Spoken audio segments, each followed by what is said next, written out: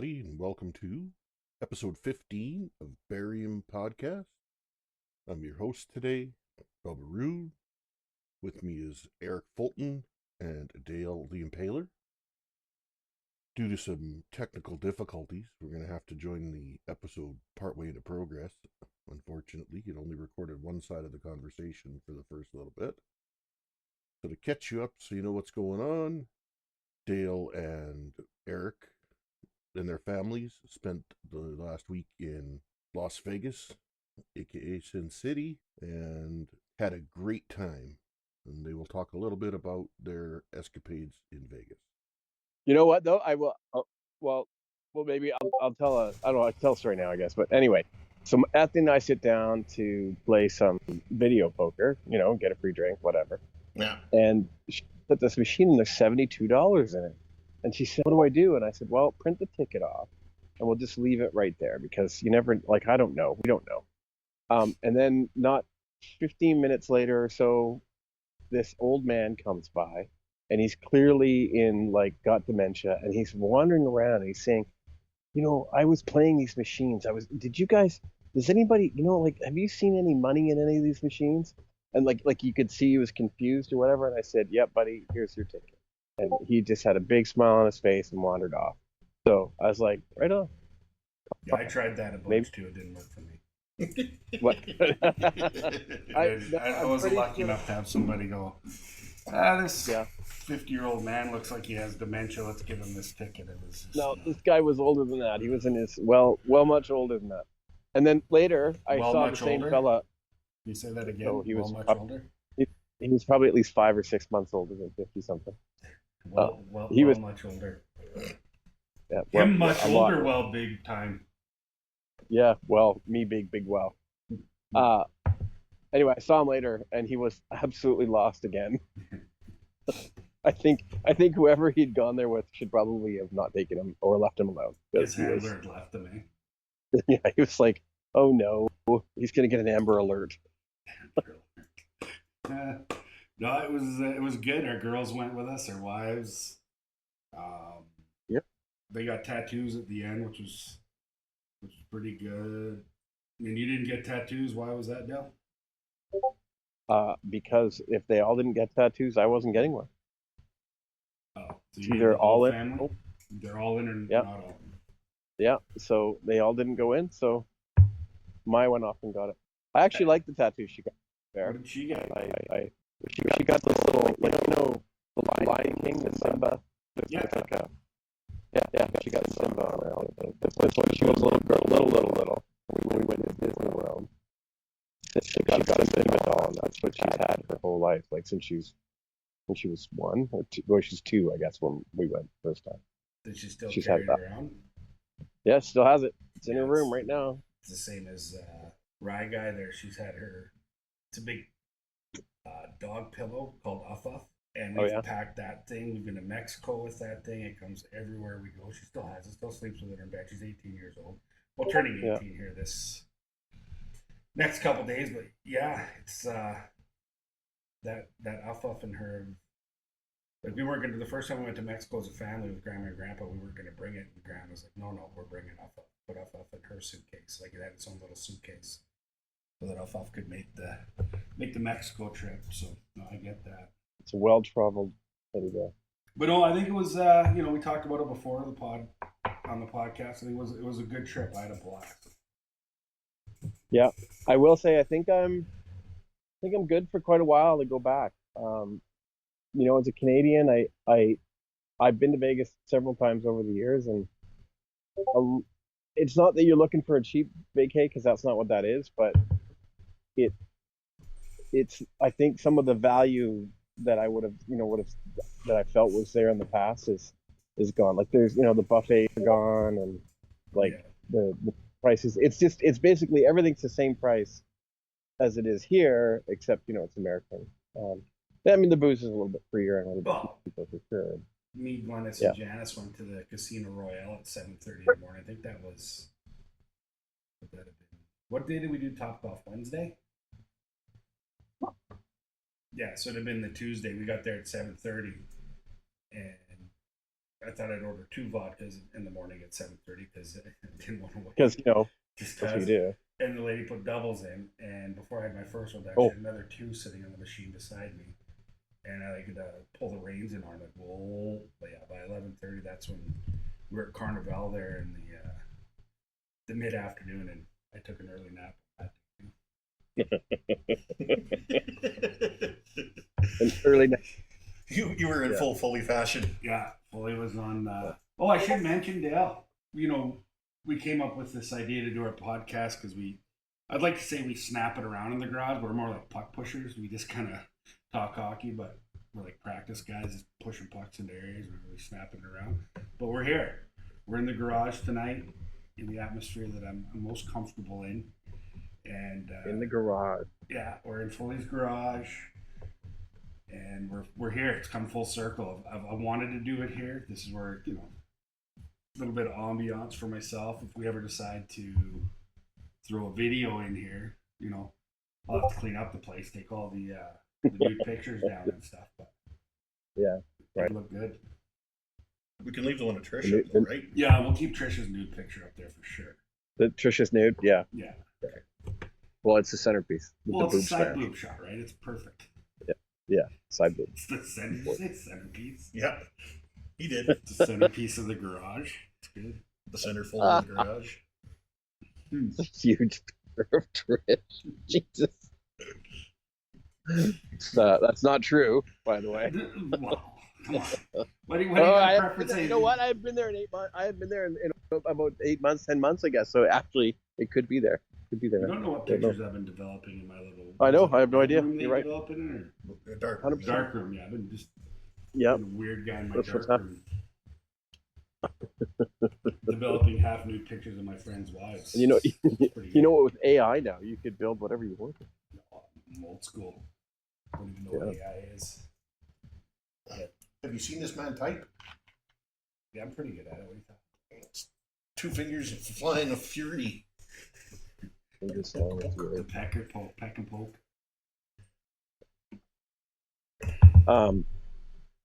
Yeah. How's TJ's recovery? She doing all right? Yeah, she's fine. She did good. She was actually even. That's good. Yeah, she had a good moment in Vegas. It was good. I'm not going to get into it because I didn't. Yeah, we won't I get didn't into tell her I it. was going to get it on the podcast, but you're a 21-year-old kid in Vegas. It's Yeah, she went all in. She went all in. And she's a Fulton. There's no sense dipping your toe into anything. If you're going to do it, just do it. Yeah, you know what? Don't stop till you can't stop. That's That's right. right. If we weren't sure before, it's guaranteed now. Yeah, she's my daughter. Yeah. She's better than me though. Like she even once we got it back to the hotel, she slowed down. If that was me that age, it would have been I'm good. But no, other than that, got to watch the hockey really games down there. Did you? Good deal. Well, except Tuesdays because I was in bed already. But like Oh, fun. 10:30, I'm like in the hotel room, like, oh, who won the game? I'm like, oh shit. But I got to watch the Thursday game. We're at a rotating bar down in Fremont. Yeah. When you're really, really hungover, there's nothing better than a loud rotating bar that rotates. And it was bad because it had 4 screens. So as you went around, you watched hockey, basketball. So I had to wait. Hockey, basketball, then wait. One thing I will say, as many times I've been to Vegas and during hockey season, usually you go to a bar or a restaurant that's showing the game, and you got to find some little 14-inch screen to watch the NHL. This place was plastered with the NHL. Like it was like hard. I even heard guys talking about where's the basketball game on it. It was over in the corner. All the other screens were all NHL. Pretty awesome. Yeah, the This hockey is pretty awesome. the hockey game was on. It was everywhere. Yeah. Well, even So just people are watching. even to see the jerseys. Yeah. Like ton of Vegas Knights jerseys, obviously. Of course. But there's Oilers jerseys down there. There was like Colorado jersey. I think I saw a Quebec Nordique jersey down there. I was just waiting to see a Golden Seals jersey or a fucking Colorado Rockies jersey. I didn't see any of those. Atlanta Flames. Yeah, old Atlanta Flames jersey. The Atlanta. Holy, that's old school. Kansas City Scouts. The Scouts. It's the Scouts. The New Jersey Devils. Oh, they're still right. Mhm. Yeah, okay. Yeah, they're still a They're team. still a team. Albany River Rats. The original Minnesota North Stars. Oh, come on. I actually have in the garage now I'm looking at it, I have an old, back in the day when you bought O-Pee-Chee hockey cards, there's always like a yellow card that came with it. You bought a box. My grandparents, Betty and Hugo, would buy me a box the one year, and it's a full series. And then either got like, you pulled this yellow card out. I remember the one, I don't know where they're at, but I got them, the little hockey locker, little cardboard thing. And then the sheets. So I got uncut sheets of the year, and then the one year they came out with a pin collection. So those are all from the O-Pee-Chee. Oh, okay. Yeah, from the hockey PG cards. Nice. Yeah, so you sent that in, and you got this shit mailed to you. Remember when the uncut, it came in like a poster tube? Mhm. Now that was, well, they're still in my garage Still got today. them. Yeah. And they're all just uncut cards, just sheets of cards. There you go. Love it. They probably have some value. More than a Not buck. the way anyway. they're looking on my wall. They don't have any value. Oh, right. They're not very pristine. They've seen the battles. They're not pens. They're not. No, I did not take good care of them. Oh. But they're cool to go through and look at players and see which ones you remember and which ones you don't. Speaking of hockey, we've been away for a week. Yeah. And It's time. You know, the playoffs carried on even though our podcast didn't. I was hoping they'd wait for us, but We should. Yeah, we should probably talk about I don't think we have to talk about the previous series, but we should talk about the game that was. We can't talk The about other the day. previous series, though. I mean, we should. yeah, a little bit. You know, I think there was more stuff after the games that were better than the series themselves, because both series, you know, kind of a Quick shot. You know, the handshake thing was pretty good. Did you guys read about that? No. No. I don't remember exactly how it went, but it was. Yeah, I will say I don't really recall the games too much, but I guess I'm glad the Oilers won. Go Oilers. You were happy the Oilers won. I don't know. I feel like I have to vote for them now. Yeah. As you know, obligated. Well, yeah, I feel obligated. I feel like I would like to see the Stanley Cup in Canada. So go Oilers. At least that was a little more enthusiastic sounding deal. Yeah. And I will say that the goal in overtime was spectacular.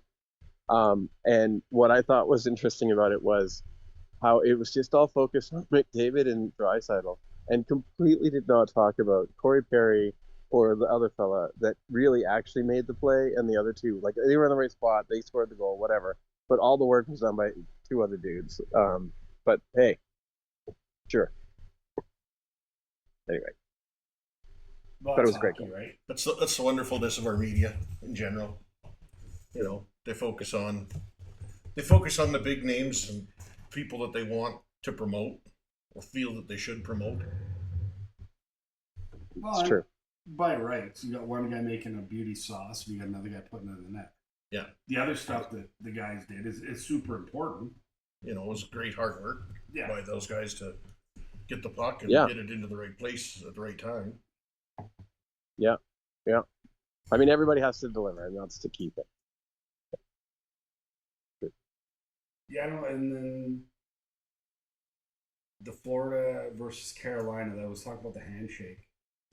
The Florida coach, Paul Maurice, told Brindamore that he's going to shake his hand. You know, the coaches do it, and then they go back out to the lineup, and said that I'm going to shake your hand, and then we should both not shake on the other lineup and shake everybody else's hands. This is what he told Rod the Bod.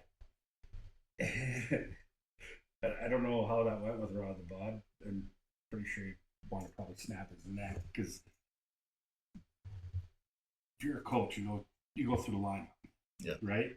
The other team's players, the guys that, you know, work their bag off and, you know, they lost to you.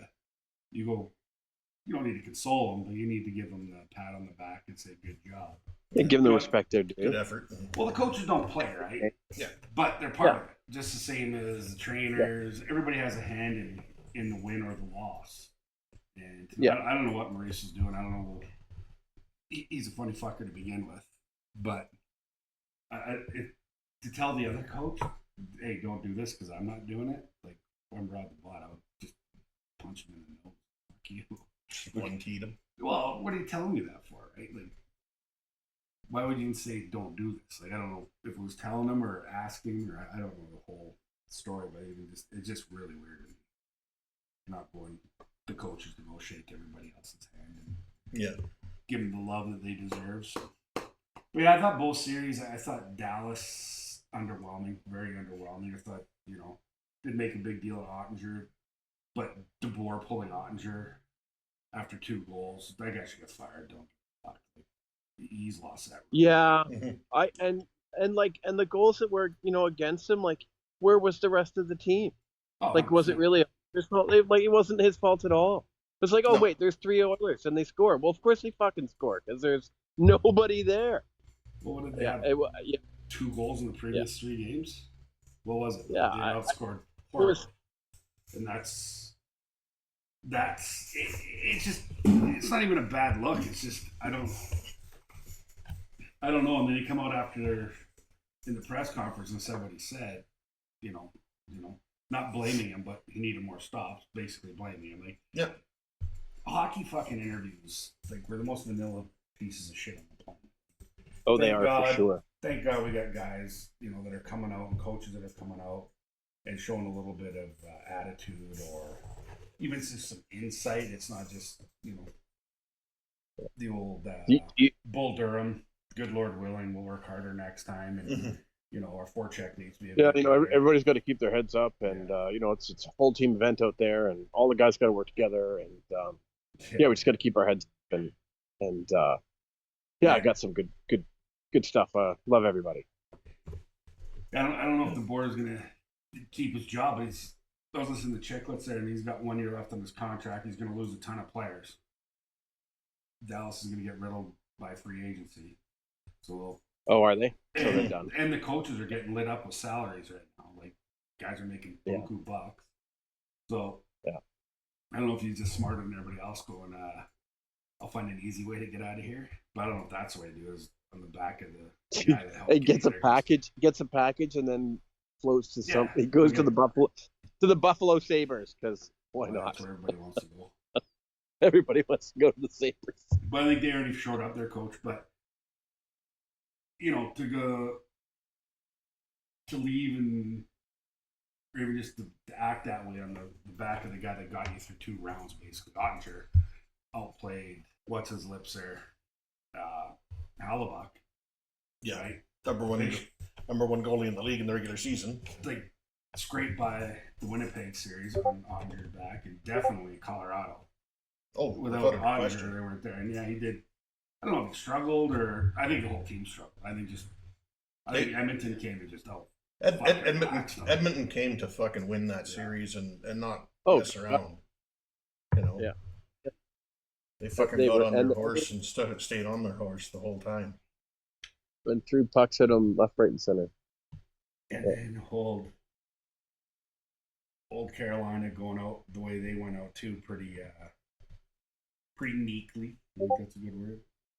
Unfortunately. Yeah. Unfortunately, but they did not shine, and they did not beat the crap out of the Florida team in order to make them pay for losing either. I watched the whole series from start to finish.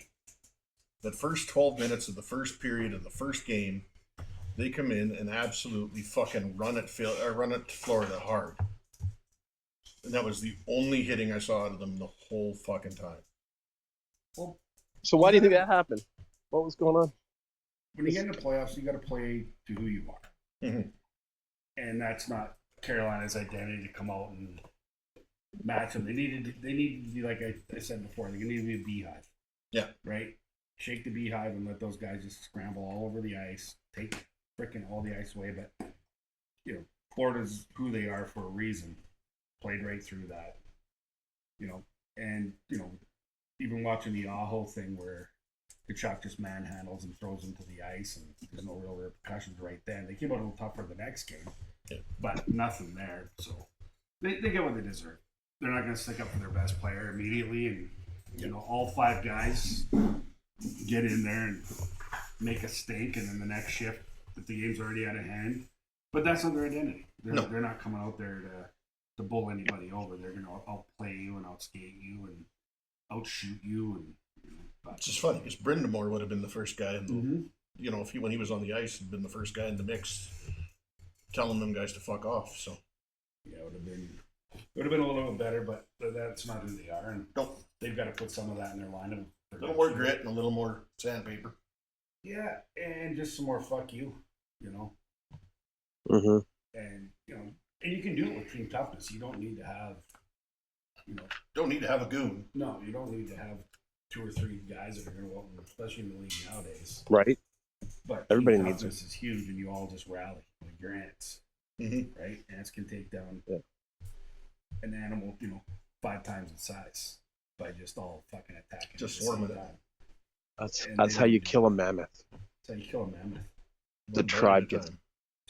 Yeah, and everybody throws a spear at it, and eventually one gets in. That's all you need, and then it's mammoth steaks for weeks. I wonder what mammoth steaks would take. They can be pretty fatty. I don't know. Hard to know. I think mammoths were. You know what? I listened to this podcast about you know, that they brought back the dire wolves, right? The same company's trying to bring back the woolly mammoths. It turns out the Asian elephants are actually genetically quite similar to the mammoths, because like if you look at pictures of them, they even have hair and stuff. So if you've ever seen an Asian elephant, they are kind of not as fatty as you think. They're kind of muscular, and you know, they're a little smaller. But I don't know. Mammoths are probably bigger, but yeah. Well, it could be just like a big shaggy dog too, right? You got all that hair on you. Yeah, but I think they're leaner than you think. You know, well, they more like well, I guess the mammoths do. They live in a pretty cold climate. Yeah, and you know, grass. They're eating grass on the plains, always moving. So they wouldn't have been like, you know, Wagyu beef where they're fed by beer and shit. It'd just be grain fed. Well, you have a lot of fat for 2 reasons, right? Either you need to store it for energy, or you need to protect you from the cold. Yeah. That's our biology lesson there today. Good work, guys. I mean, I'm probably Wagyu beef at this point.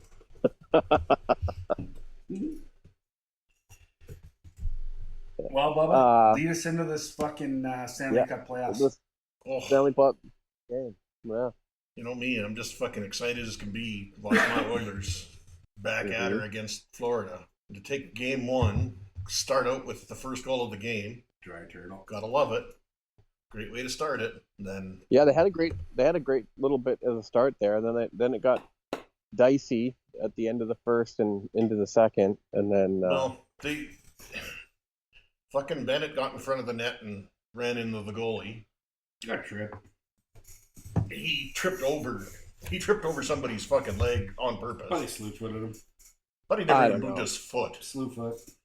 I don't know. Anyway, he falls into the goalie and they count it, which it was a good goal. I kind of find horseshit, but whatever. No, that was a good goal. But of course, because they challenge it, they go on a power play, and they score again. Well, that's the risk you run. Shouldn't have challenged. That was a bad challenge. 4 challenges in the playoffs, 0 results.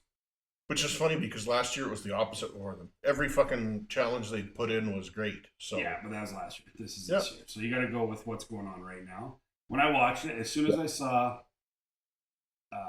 the defenseman Woolman's foot come in behind his heel and knock him off balance, and he fell backwards, regardless of if he meant to do it or not, it was creative of him. Yeah. So once that happens, then you know it was a quick review. If it would have been even touch and go, it would have took a lot longer. But it was like, no, we looked at it. He kicked his foot out. He fell backwards. Puck goes in the net. Yeah. But it was what it was. I thought, right at the start, the first period was great. It was, you could see the nerves, like in the neutral zone, pucks bouncing, guys missing. Like, Florida missed how many passes in the first 15 minutes? And I'm not talking missing pass. I mean, just whiffing on the puck. You could tell the nerves were there. Little rust from the number of days off, too, maybe even. I think so. And just everybody came up fucking gangbusters. Like, every guy on that ice was fucking flying. Mm-hmm. Like it honestly looked like the Four Nations. Started the Four Nations. How fast everybody was going. Everybody was fucking finishing. Everybody was fucking on top of things. And it was real evident right away when you saw fucking McDavid backcheck twice. Hard. Like, he broke up 2 plays. Reinhardt coming over the blue line. You know, usually you got a little bit of time. You crest the blue line, you do a little left or right. And McDavid, boom, puck going the other way. Yeah. He did it. He did a great job. I knew right then and there that this is a different Oilers team that Florida's going to have to play against. Well, the best part of the ice is the hardest back pressure. Yeah. You're in trouble, right? What I did see, though, is what's going to hurt Oilers going into game 4, 5, 6, and 7, if it goes that long, is they haven't had pressure like this all playoffs. No.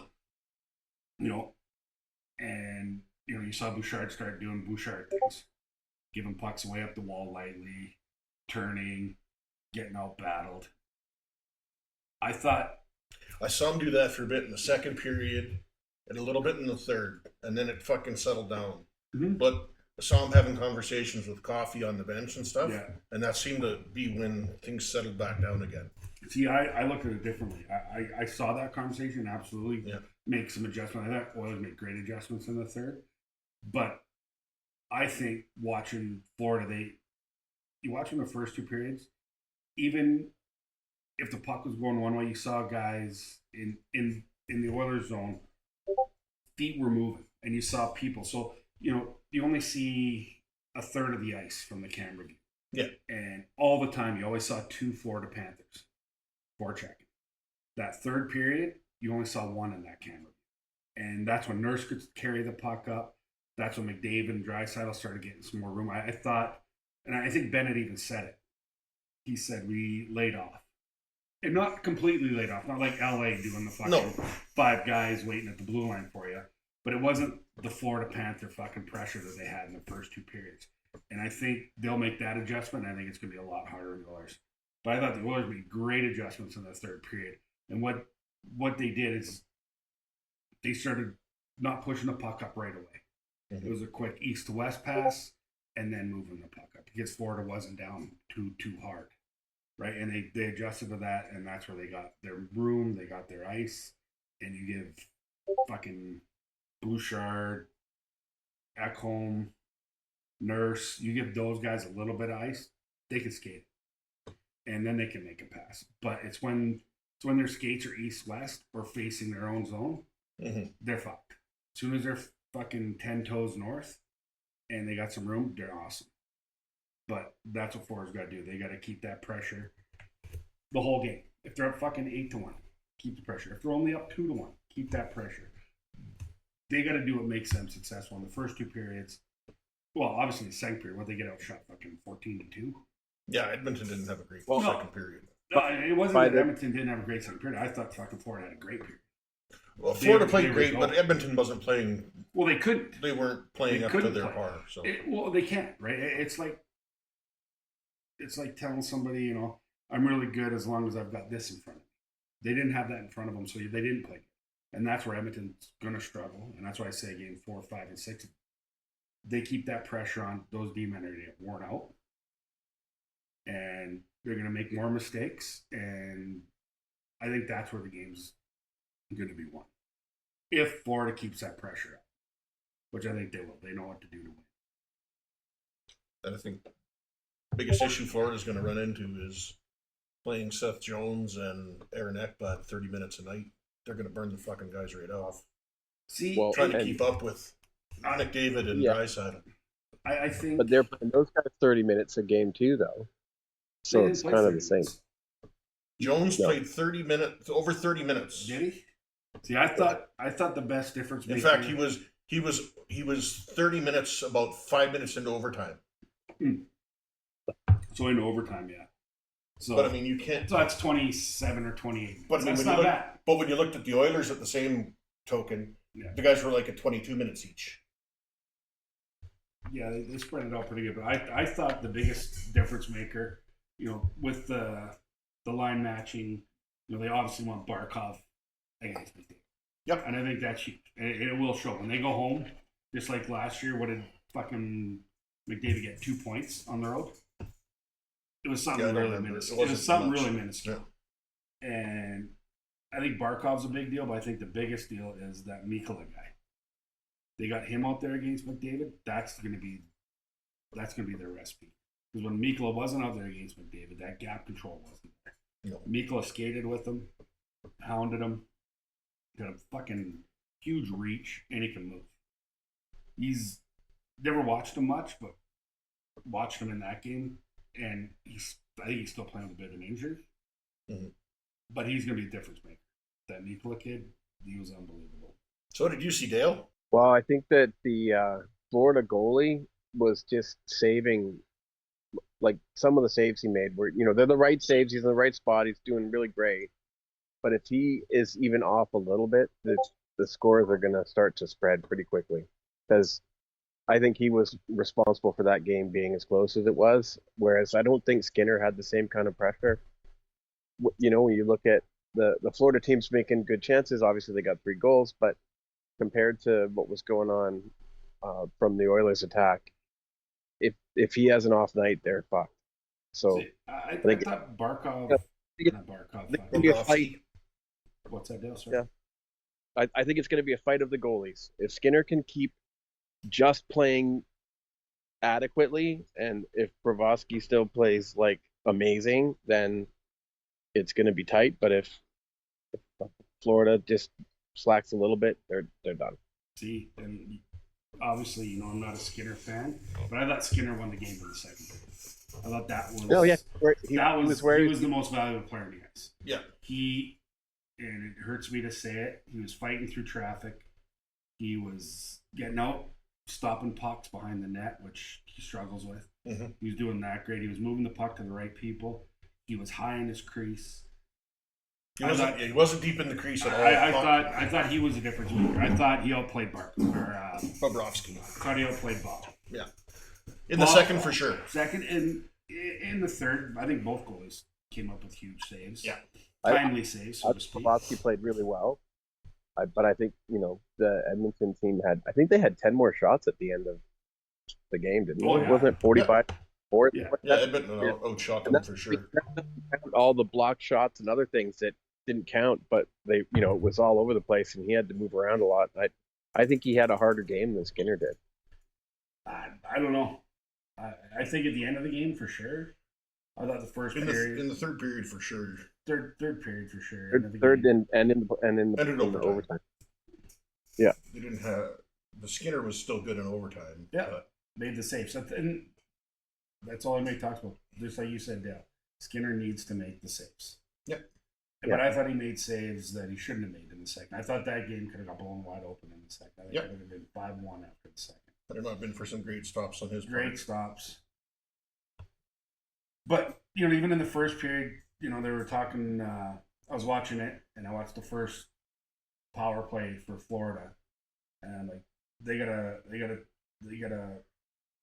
take advantage of that seam. Because they do that top-down. They did the thing in the intermission about their top-down penalty kill, right? Yep. And if people don't rotate into the right spot to get to the center of the ice, that leaves that cross-seam pass wide open. And getting into the zone was hard. But once they got that, and then they figured it out. And I think I had it right here in my notes. Aggressive penalty kill. Florida will figure it out. And they did. And that's what they were doing. They were taking everything away. They just need to get it low, high, and then find that cross seam, and then beautiful Marchand, snap that one home. And Skinner almost got that one too. Oh. Right? He moved hard and fought for that puck. I honestly don't think there was much support for Edmonton. Arvidsson got that cheeser screenshot just over the pad. Yeah. But I don't think, other than, I thought Kane played really good. 9 hits. Yeah. It was exactly what you wanted out of him. And the right hits. Right? Smashing. Arvidsson, not Arvidsson. The Russian guy. Podkolzin. Yeah, he's a beauty. Was fucking great for them. Just worked his ass off. Got in on, he pushed and got the screen on that goal of Arvidsson's. And if you watch the game, I thought Florida moved the puck out of their end way easier than Edmonton. How many times until the third? Until the third, and then Edmonton. And when they backed out, like I said, you could see it. You could watch, like I said, the camera angle would show the Edmonton zone, and you'd always see two Florida guys either humming one way, humming the other, and then that third period you only saw one. Right, you see one come in to the top, and they're playing. They're picking up their wings, trying to take away the outside so the D could come up and keep that gap control. And that's what you need, right? You need your D to be able to pressure up, take away the middle of the ice, and you need your wingers or your F3, whatever it is now, to take away the wide side so that guys can make the ice smaller for each other. And they didn't do that. You saw McDavid go down the wall. Mm-hmm. Right? You saw Dry Turtle go down the wall. You saw fucking Henrique go down the wall. Bouchard fucking blew one up the wall. Bouch go down the wall. Too. Nurse go down the wall. You didn't see that in the first two periods. No. Because they were taking that away and letting the D come up. And what happens when you don't take that away? And you know what? Against a team like the Oilers that have that quick transition and that obviously the two fucking unicorns on the planet that can fuck you no matter what. But if you take, it's simple hockey. Take time and space away, and I thought they even did good when McDavid in the first two periods was winding it up. He's gonna get blasted. I'm telling you right now. He's gonna come through that neutral ice. He's gonna do that little cut at the blue line, and the way they're playing, they're gonna pick that up. And he almost got smoked the one time. They're gonna find him, and you're gonna see a little Scott Stevens, fucking Paul Kariya action going. He's gonna be breathing into the visor going. I hope so. Anyways, no. Hey, and I will give it up. You're not a hockey fan if you don't want to see McDavid hoist the cup. Like, it just doesn't matter. Yeah. Much as I hate the Oilers, I'm not going to be heartbroken to watch that guy. If he lifts the cup. He lifts the cup. He's so fucking good. He works so fucking hard. Like I said, plays both ends of the ice. Penalty kills. It's not going to break. I still want to see Florida win, but it's not going to break my heart to see McDavid raise a cup. And we haven't actually talked about who we wanted to have win on this. We have done that for every other start of all the other series. We haven't done that for this one. Predictions. So I think my prediction is Oilers in 5, and I'm going Oilers because go Canada. Pretty bold. But if it's going to be a 1-goal game, which it's probably going to be, even to say a sweep, it's crazy to say it, but if it's a 1-goal game and it's go to the last minute or it goes to overtime and it's one bounce and one team can get lucky and the Oilers got the right guys to get lucky, it could go. I'm not going that way. I'm going to go 6. I think Florida comes back, makes their adjustments, understand that they can't take their foot off the gas in certain areas, and they're going to win. I think they're going by 2 or 3 on Friday, tomorrow, and then they go home. I think they take both games at home. Oilers win back at home, and they lose in 6. I hate to say it, but that's the way I see it. I think they're just too deep. Like the Oilers are getting good secondary players. Well, they had, Arvidsson, like I said, Arvidsson gets his goal, but I don't think Luosterainen, Lindell, and Marchand were all over the ice in the first 2. Kind of none. I don't think they were even visible in the third, but I think that's either their coach told them or whatever. I think that line has to go forward all the time. I don't think they can be on their heels. They make their plays by keeping pucks, tracking pucks in the offensive zone, creating the turnover between the top of the hash marks and the blue line. And I thought even in the first 2 periods they missed a bunch of opportunities they could have scored on. The one where Kachuk held on to it too long instead of ripping at the net. Fucking Verhaeghe coming off the wall all by himself took too long. Yep. Right? And I think Florida's too good. They'll make those adjustments. And as much as I want Florida to win it, which I think they will, like you go to the other team's barn and you're up 3-1, you pretty much hammer them for 2 periods. You take your foot off the gas, and the Oilers, you take your foot off the gas, they're gonna wage you. Mm-hmm. It's all bad. They just have, like I said, the two juggernauts up front. You give them room, you're done. And I think Florida's smart enough. They played them last year. They'll figure that out and just 6. Long-winded story to get to 6, but 6 with Florida. Bubba, you? Well, where you at, I'm Bubba? Pretty simple, guys. I'm going to keep riding that horse I started with. It's the Oilers. It's 6 games. They're going to hoist the cup in Florida. In Florida. In Florida. In Florida. Game 6 at home in Florida. Are you gonna drive to? Are you gonna drive to Edmonton and be a part of the parade?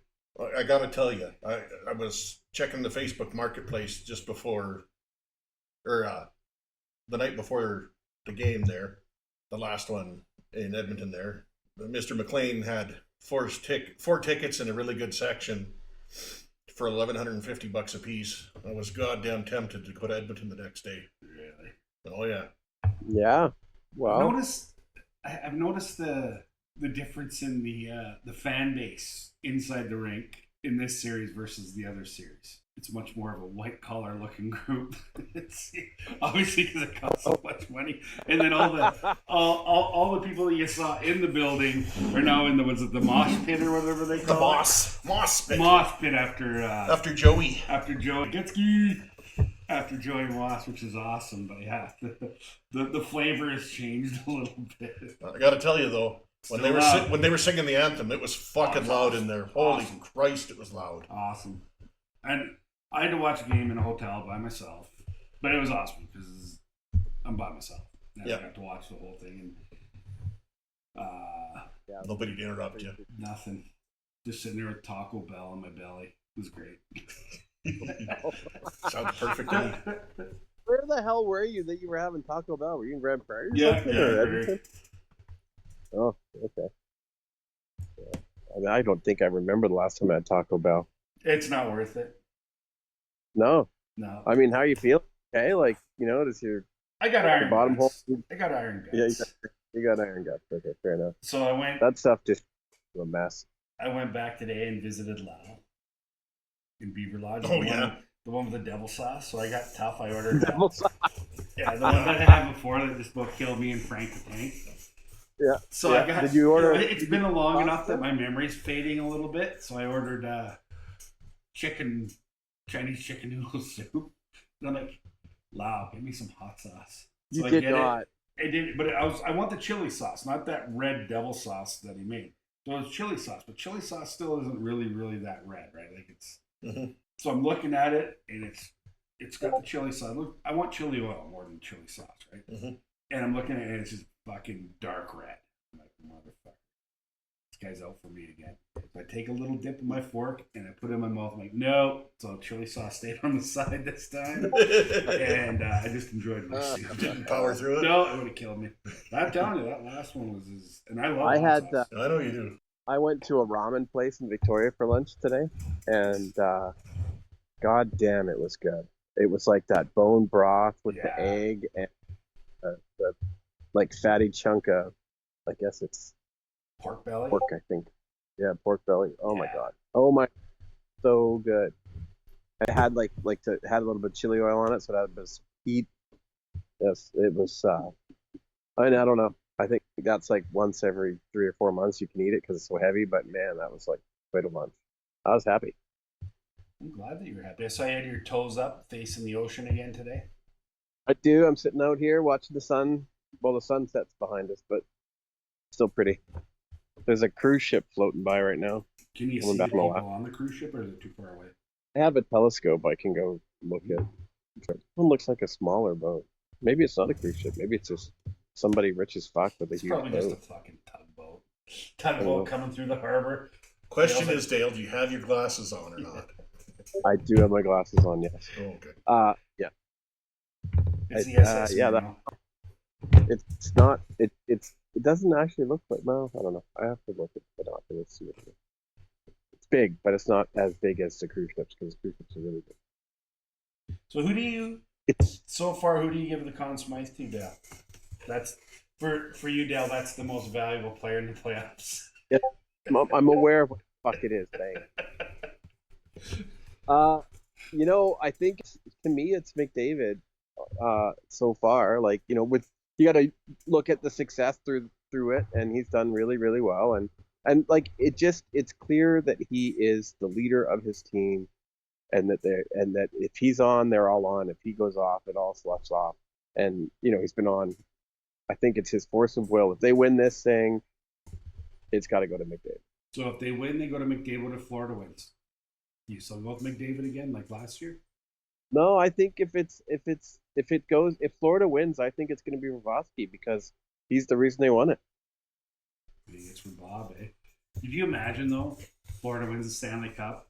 McDavid's back doing his like last year in that special where he's screaming up and down like a 4-year-old, telling everybody to fuck it. Yeah, they say he's not like that at all this year. No, obviously, but not. Even they say interviews even are night and day.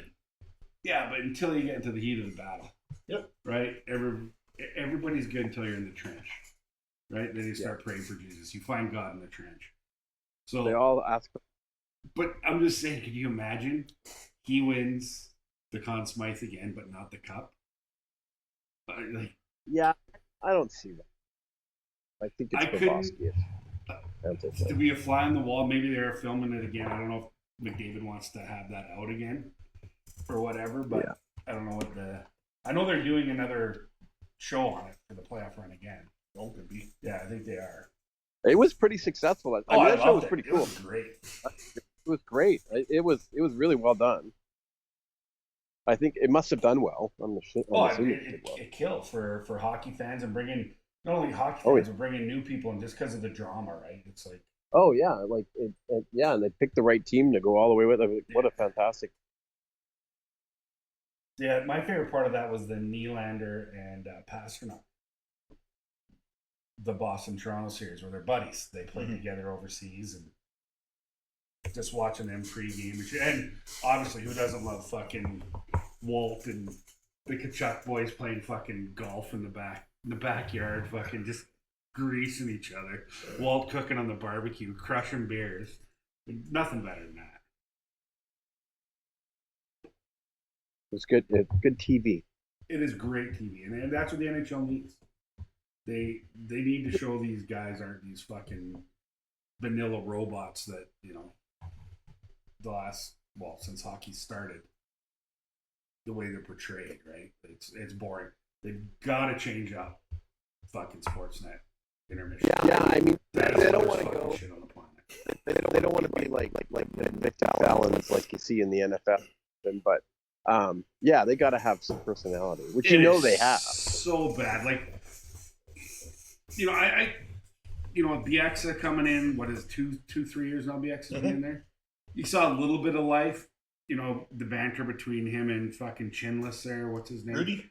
No. Oh, Freeman. I like that when they cut each other up a little bit, and it got a little bit okay, but they took that away. Freeman isn't always on the panel. And the worst is when you put the fucking the Judas in there. What's his name there? The guy that fucking fucked over Cherry. McLean. They just gotta get rid of that. He's just horrible. He's absolutely he is horrible. You can't fucking read the temperature of the game. He's absolutely brutal.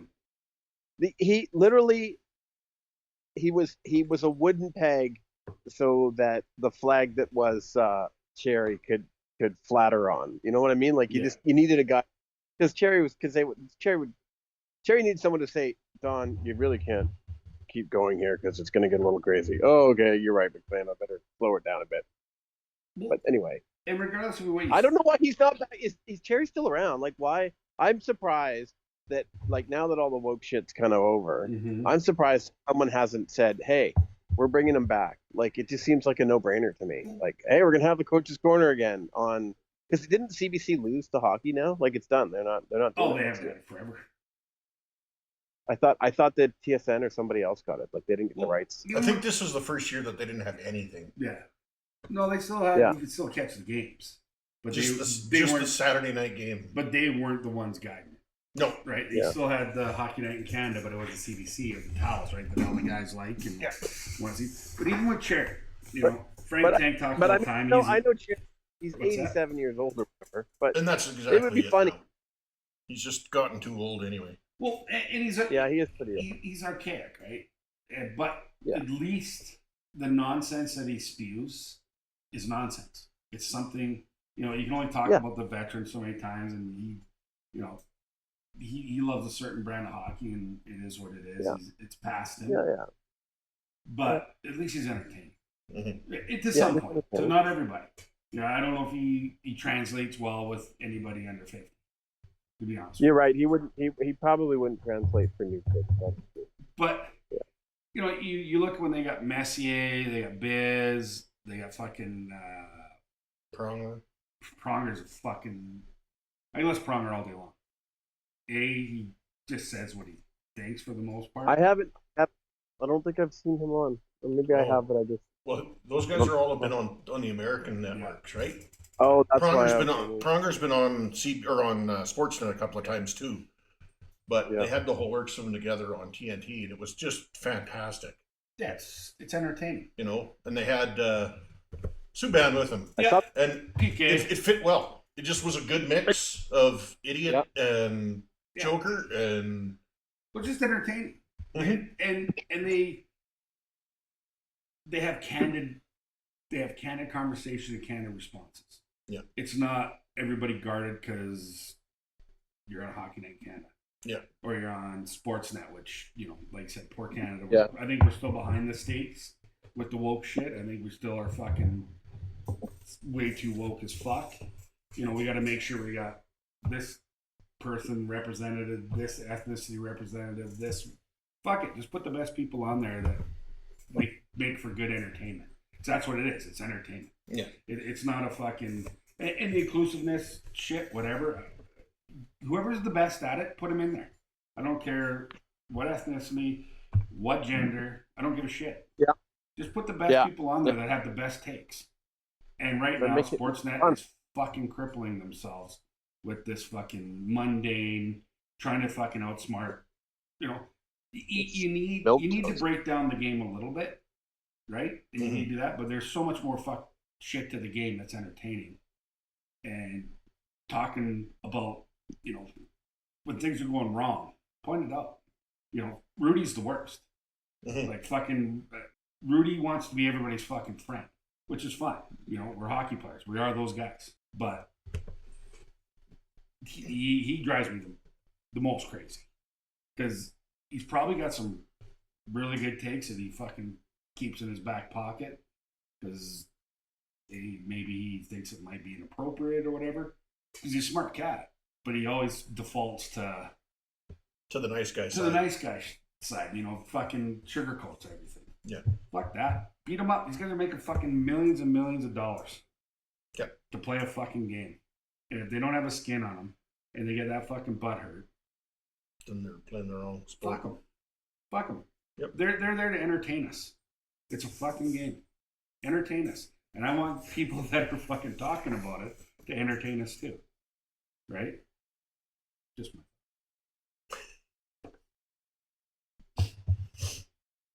What do you do? Uh-oh. Are you guys there still? Yeah, we're here. Did we lose yet? Oh, I lost you for a minute. I'm back now. Am I not close enough to the mic? No, you're close enough. You're fine. Mic check.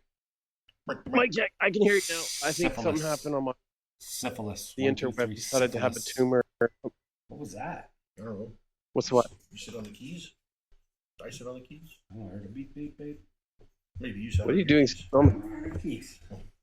Why are you sitting on the computer? That's weird. Not on the computer keys, on his physical keys. Janice. Oh, Janice. She's running away. Jan's leaving right now. The wife's leaving right now. My daughter's in the musical theater play. They're doing 9 to 5 this year. Last year they did ABBA, which was awesome. 9 to 5? Yeah, they're doing 9 to 5. 9 to 5.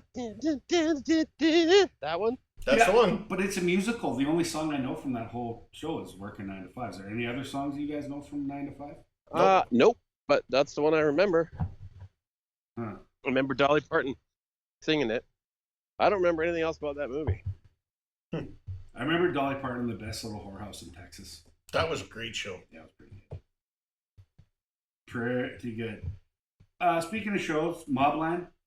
Are you guys caught up? Oh, No. I haven't watched it. Is it good? You haven't watched Mobland? No.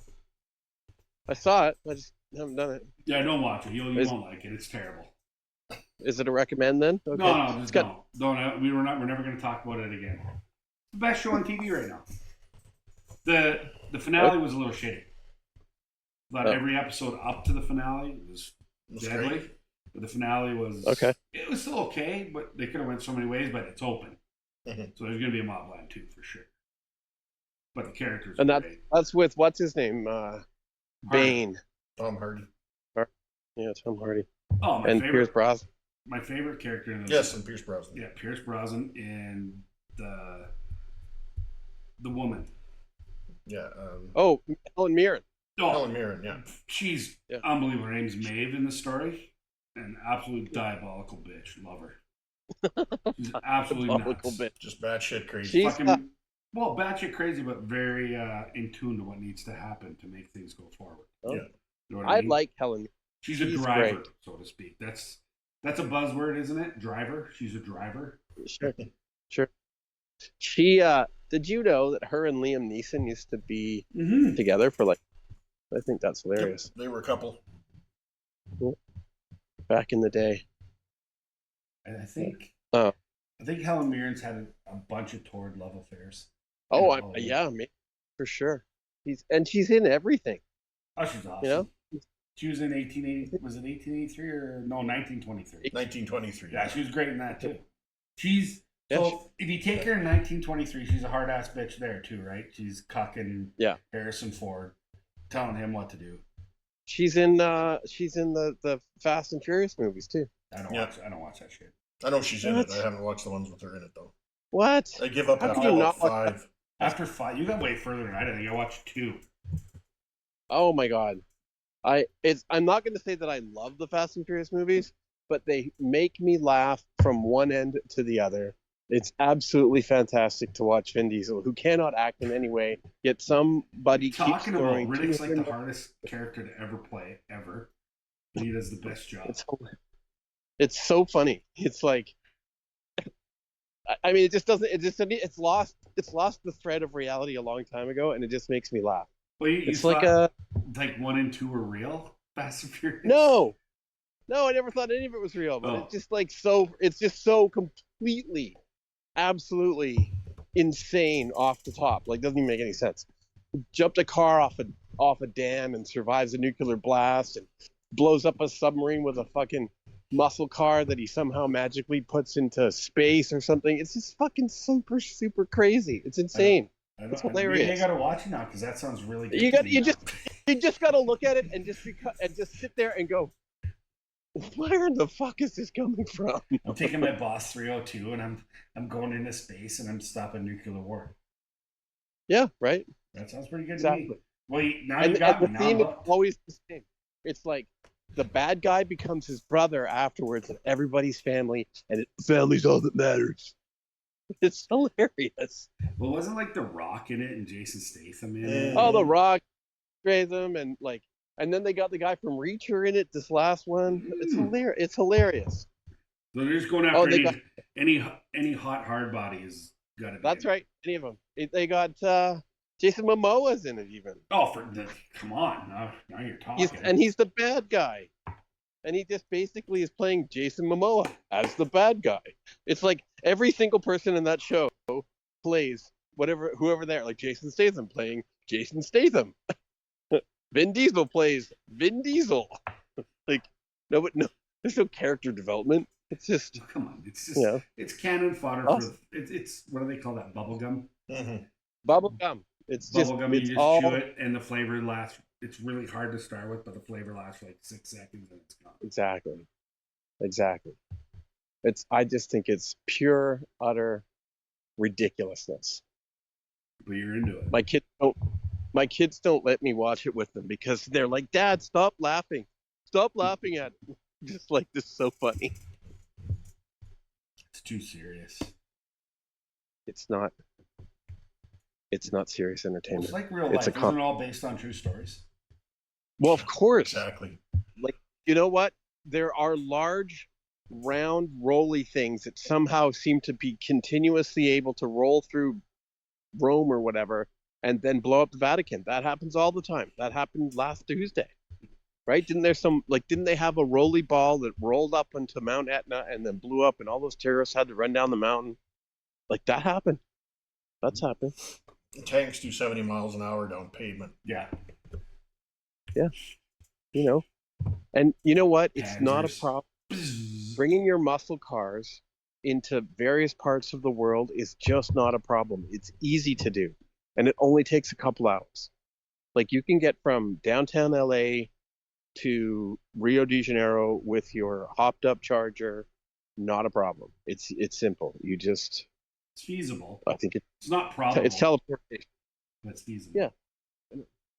Yeah, you know, and everywhere you go, everybody knows who you are because you're like that cool of a street racer. And the street racing culture, everybody knows everybody else. And they all speak English too, which is fantastic. Doesn't matter if you're in Tokyo or in, like, you know, Wasn't Germany. that the Tokyo Drift or whatever? That was the third one. Yeah, Tokyo Drift. Yes. That was particularly bad. Anyway. I just know there was You a owe thing me called Tokyo second Drift. car. That was the third one. Fast and Furious. It's not for the weak-hearted. You got to be on it. What do you watch lately, Bubba? Oh, what did I watch lately? A whole bunch. Sorry to put you on the spot. Jesus Christ. Sorry, I can't think of what the show was that I watched. It can't be Shove It in Your Rear 7 because Nope. that was last week. No, not much of a. I thought that franchise was done after Shove It in Your Rear 5. Didn't they have some like some Horrible accident. yeah? Was there some like lawyer that had got involved?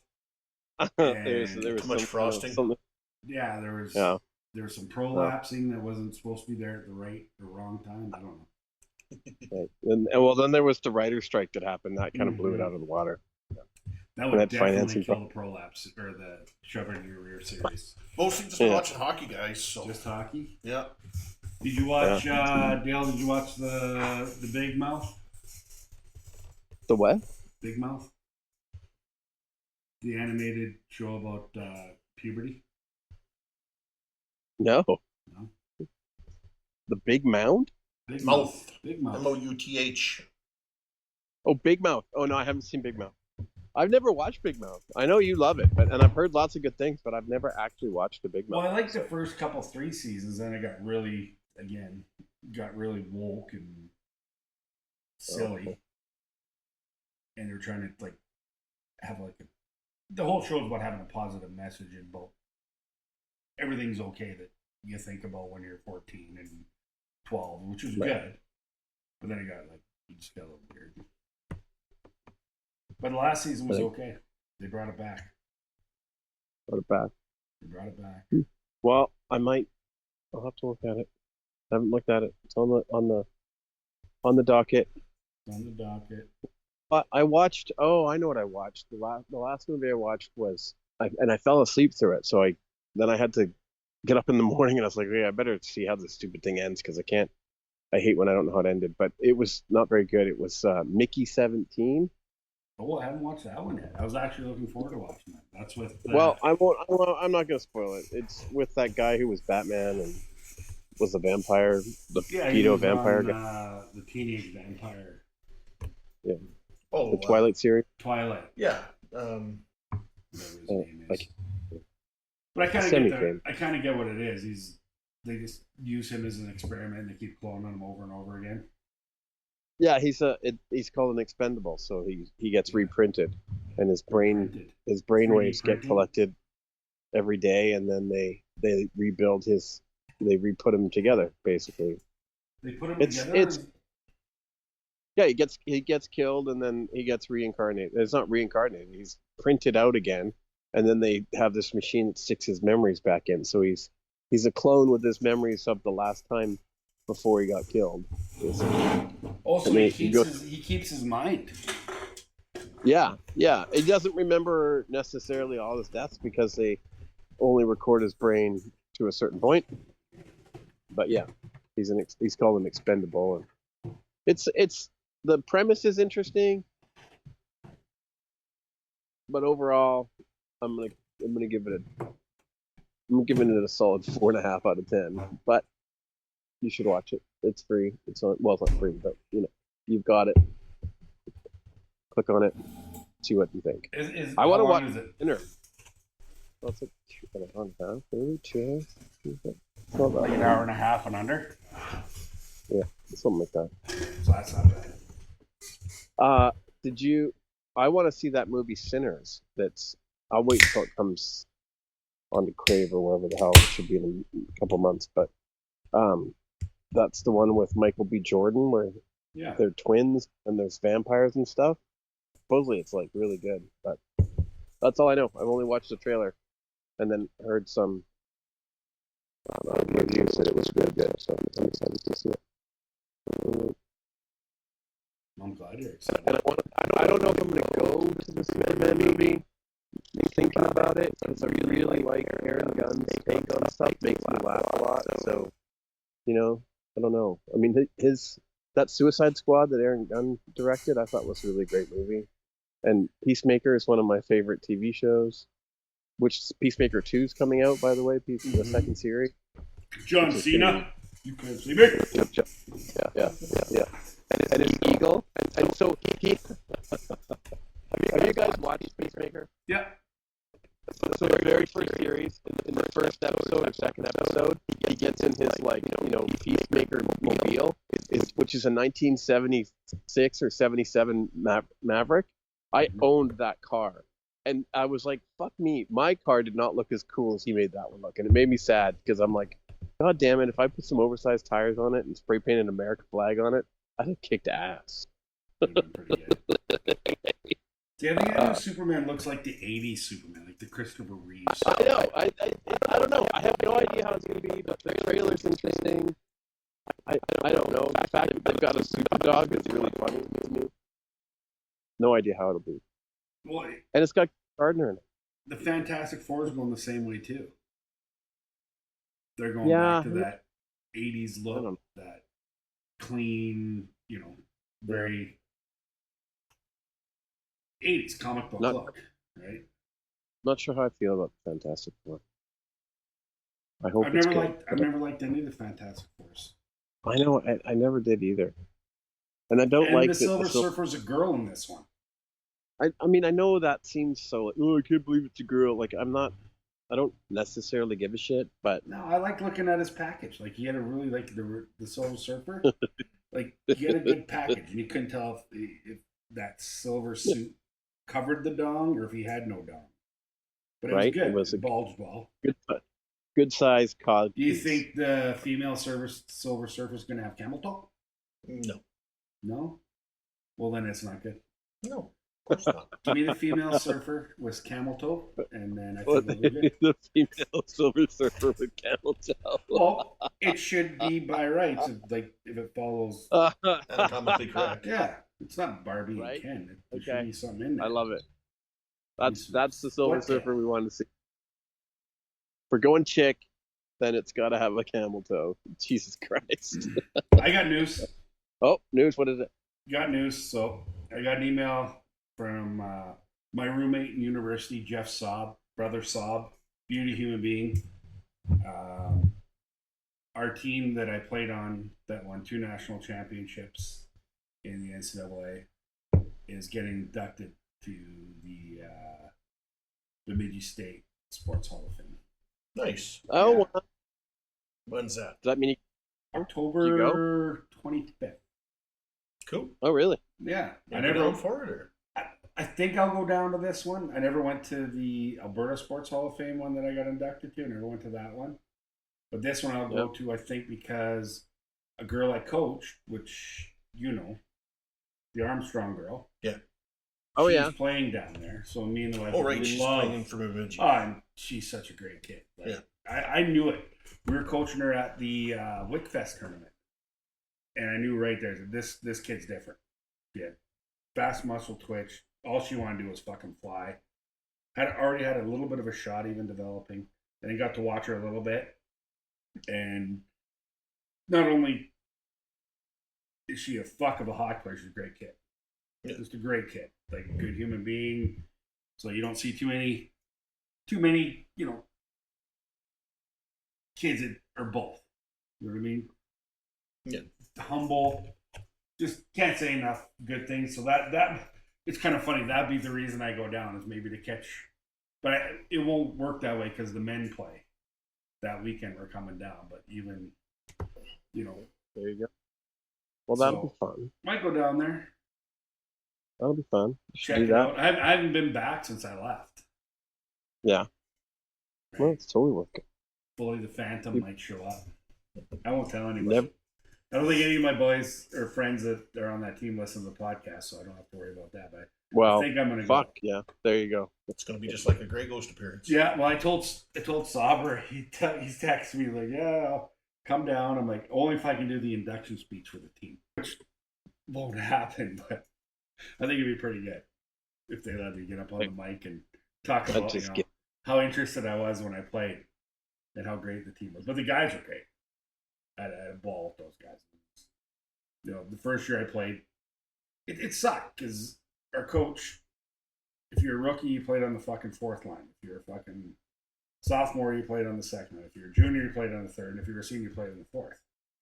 So it's the dumbest fucking thing. But it's a winning recipe when, obviously, how many national championships RH Bob Peters has won. Yeah. But they hated it. They hated the same practice. Same practice Monday and Wednesday was the same. Practice Tuesday and Thursday was the same. This fucker skated around with no hockey stick, with fucking big mitts, like big Hutterite fucking sheet mitts, and a fucking Montreal top hat, basically, and his big Bemidji bomber, and just blew his whistle. And the guys in the practice knew where to go. It wasn't even, it was so fucking formulaic. You did this, this, and this. But the game that he coached, well, I don't know if he coached, he would send us out there, but the recruiting process for that team was good because the guys that played there were all top notch. You know, everybody that came in was good. We were good, but there was, I hated it. It was, I went there, you know, with playing a certain way, that the game that I thought the way you should play it, and then I got there and he switched the whole game around on me. But it was more of a team game, and it's he did the fucking left wing lock, so I'm a right winger. And my job was, as soon as they touch the puck, is to fucking lock onto the left wing. The old Montreal Canadiens, they call it the trap. Yeah. But that was my job. I fucking peeled, hung onto the fucking left winger because he thought left winger scored more goals than anybody else in the league. You know, maybe I remember it differently or whatever, but that's how I thought about it. I'm like, this sucks. But the guys were great. Like, when Sauber, we played against each other in the Alberta Junior Hockey League, and we played him in the playoffs, and we swept him. But he was one of the only players in that team that was any good, right? And then find out that, and obviously probably didn't like me, and I probably didn't like him because he was actually one of the guys that competed, other than beautiful Ed Nello. But he was one of the only guys that actually was, you know, hard to play against. The rest of the team, most of them weren't. We swept them 2 years in a row. Obviously, yeah, they weren't that hard to play against. But that was the thing going down there. At least I knew somebody, but it was me and brother Saab playing on the same line, which was great. I got to play with a good centerman. He was a good centerman. But it made me a worse hockey player for sure. That and a free buffet or all the food you can eat didn't help me. The ability to party a lot didn't help me. You know, it wasn't my fault. Go figure. It wasn't my fault. Go figure. Partying too much. It was. Had a lot of food. Might have been a bad. Had a lot of food. Fully here. Free food. Free as much food as you want. And Fully, and you can party a lot. Oh no. It's a good recipe for me to be real disciplined. I'm not a very self-disciplined man, as you know. Especially back then. Yeah. It happens. Well, all right. I think that's great news to end it on. What do you think? I think that's a pretty great place to end it on. Yeah, we got lots of time in here, so thank you everybody for listening. Right. Oh, we never did pick our Conn Smythe trophy winners though. Oh, you and I didn't. No. Oh, yeah, you better do that. Draisaitl right now. Fucking right. Yeah, you're going Draisaitl. Florida. Bennett the Menace. He's been their best player. Yeah. All playoffs, he's been their best player. You know, between him and Bob, that's been it. They just drug him through. You know, not that the other guys haven't played well. Don't ever just put it in my mouth that that's what I said. But those two guys have been the driving force on the team as far as I'm concerned. I think for me, if the series keeps going the way it's going, I'm going to give some love to Frank the Tank. I'm going to give it to Stuart Skinner. I think if the game's played out like the way the last one did, he was the reason they won that game. He's hasn't been really the reason they won the series, but he's been good. But I thought game one, he was the guy that kept him in the game, gave him a chance to win. And it's easy to say McDavid. I think Draisaitl's a great pick. Florida, I'm on board with that. Yeah. Like, the guy does everything. He's both ends of the ring. He's a silent assassin, like I talked about before. He's just picking one guy to Edmonton, and one guy will not finish this series because of that. Putting it out there. One of the Edmonton Oilers, and he won't get suspended. There'll be an Oiler that doesn't finish the rest of the series. You know, it's shitty that Hyman ain't there, which I thought would be a bigger deal than it was, but Kane picked his game up. So, yeah. Bennett, Skinner, Stubert. All right. There we go. All right, everybody. This has been episode 15 of the Barium Podcast. You can catch it every week on Apple Music, Spotify, and Amazon Music. Thank you, everybody, for listening, especially our new listener from Singapore.